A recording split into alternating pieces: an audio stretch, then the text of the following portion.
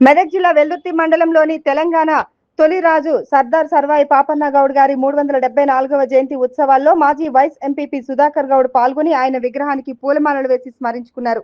ఈ సందర్భంగా మాట్లాడుతూ తెలంగాణ బహుజన ఆత్మ గౌరవానికి ధీరత్వానికి సర్దార్ సర్వాయి పాపన్న గౌడ్ ప్రతీకగా నిలిచారని, సబ్బండ వర్గాలకు రాజకీయ సామాజిక సమానత్వం కోసం పాపన్న చేసిన కృషి చరిత్రలో నిలిచిపోతుందని అన్నారు.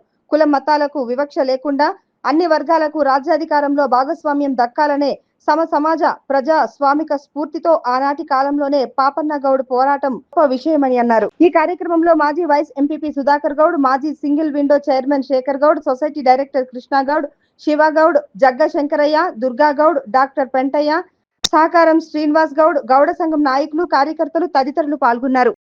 గ్రామంలో గౌడ సంఘం ఆధ్వర్యంలో సర్దార్ సర్వాయి పాపన్న గారి 374వ జయంతిని పురస్కరించుకొని అతనికి నివాళులు అర్పించడం జరిగింది. ఎందుకంటే అతడు ఒక బీసీ బిడ్డ. మన బీసీలందరికీ కూడా ఒక ఉన్నతమైన సముచితమైన స్థానం కల్పించినటువంటి వ్యక్తి.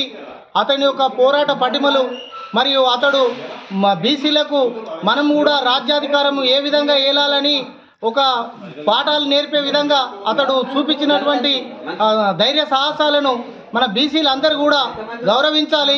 మరి ఇప్పుడు కూడా అతడిని ఆదర్శంగా తీసుకొని మన అందరం కూడా బీసీలు ఏకమై మరియు బీసీ బిడ్డలను మనము ఒక రాజ్యాన్ని పరిపాలించే విధంగా కూడా మనం అందరం కూడా ఉండాలని చెప్పేసి నేను కోరుకుంటున్నాను.